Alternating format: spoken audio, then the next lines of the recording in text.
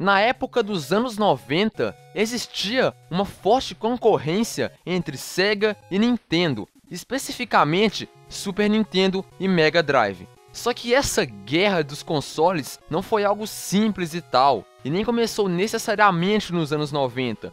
Tem toda uma história por trás.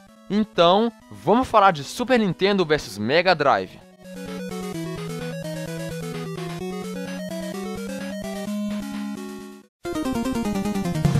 Nos anos 80, a Nintendo dominava completamente o mercado com seu famoso NES, ou Nintendinho, e nenhuma outra empresa conseguia peitar esse console. Então, como consequência, o Nintendinho sempre reinou até então. Mas uma empresa chamada Sega, que era pioneira nos jogos de fliperama, surgiu das trevas e lançou seu console 8 bits, o Master System.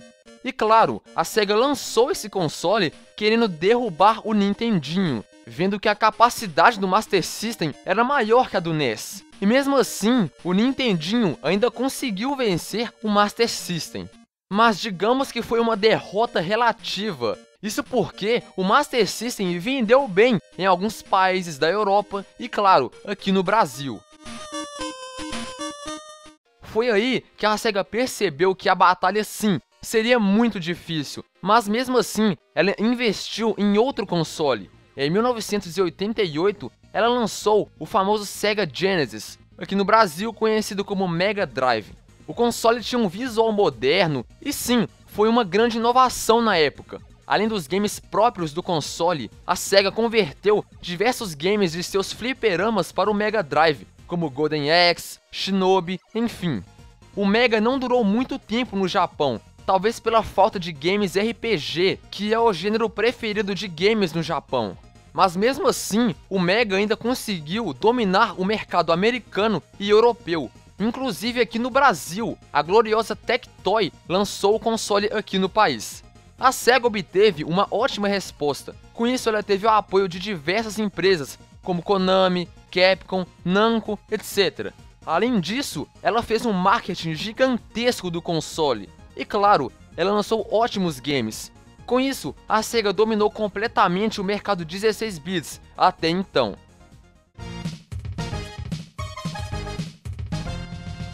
Tudo isso, pela primeira vez, fez com que a Nintendo se sentisse ameaçada. Isso porque o Nintendinho estava sentindo o efeito do sucesso do Mega Drive. A Nintendo viu que precisava de um novo console para combater o Mega Drive. Pois bem, 2 anos depois do lançamento do Mega Drive, no finalzinho de 1990, a Nintendo lançou seu console de maior sucesso, o Super Nintendo. O console, sim, tinha melhores gráficos, a capacidade sonora era muito superior à do Mega Drive, até porque o console era mais novo. Inicialmente o console vinha acompanhado com Super Mario World, que já tinha seus games no Nintendinho. Aqui no Brasil, o Super Nintendo demorou por volta de 2 anos para ser produzido. Ou seja, antes disso, você só poderia ter o console caso importasse.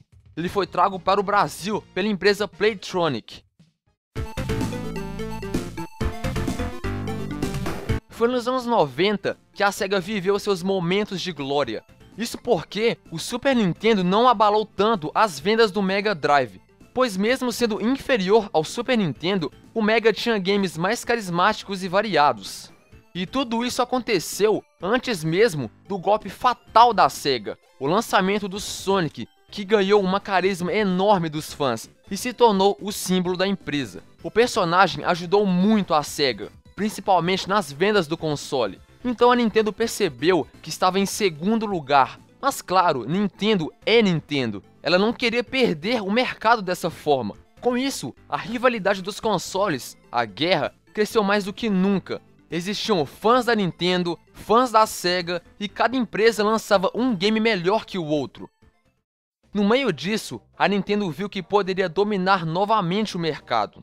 Em 1992, o Super Nintendo foi realmente salvo pela Capcom, que lançou o tão aclamado Street Fighter II dos fliperamas, que realmente teve uma conversão perfeita para o console. Depois do lançamento do jogo, a Nintendo obteve uma boa resposta dos fãs, mas a Sega também tinha sua carta na manga. e lançou jogos como Sonic 2 e Streets of Rage 2. A Nintendo ainda estava em segundo lugar na batalha, porém dessa vez muito mais próxima de superar a Sega. Depois disso, a Nintendo, ao invés de lançar muitos games, começou a investir no console e melhorou muito a capacidade gráfica dele. No meio disso, a Rare lançou um game com essa nova capacidade, o famoso Donkey Kong, e você percebe como o gráfico do jogo era superior aos demais.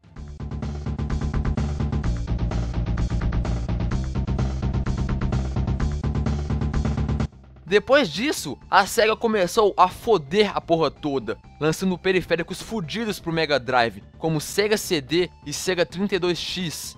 Dessa vez, a Sega mostrou uma nova tecnologia com games interativos, o que criou uma expectativa enorme nos fãs, mas que se tornou uma grande frustração. Os games não eram bons, eram rápidos e enjoativos. E foi aí que a Nintendo começou a agir, e ela firmou um contrato com a Sony para lançar um leitor de CDs para o Super Nintendo. Só que ocorreram muitos problemas durante esse projeto, pois a Sony queria ganhar uma porcentagem da venda do novo console e seus games, no qual ela renomeou para PlayStation. E sim, a Nintendo recusou essa proposta.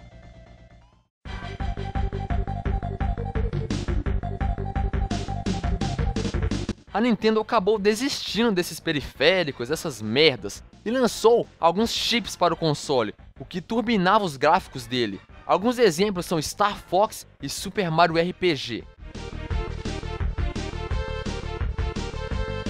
Em 1994, a Sony lançou o PlayStation 1, que dominou completamente o mercado, e foi o videogame mais vendido da história até então. E foi aí que as vendas do Mega Drive foram caindo, e o Super Nintendo dominou boa parte do mercado. Mas no mesmo ano do lançamento do Play 1, em 1994, a Rare lançou Donkey Kong, o jogo que surpreendeu todo mundo, principalmente pelos seus ótimos gráficos para um console 16 bits. E a Sega, vendo tudo isso, fez a maior cagada da história. Ela parou de produzir o videogame Mega Drive para se concentrar apenas na produção de um novo console da quinta geração, o Sega Saturn. Logo depois disso, o Super Nintendo voltou a dominar o mercado e se tornou o videogame mais vendido da era 16 bits. O Mega Drive conseguiu viver até 1998, mesmo sem o apoio da Sega. Isso porque a Tectoy é a única empresa que ainda fabrica e vende os consoles da Sega. O nascimento do Super Nintendo causou essa guerra toda entre as empresas Sega e Nintendo, que faziam de tudo para ficar no topo.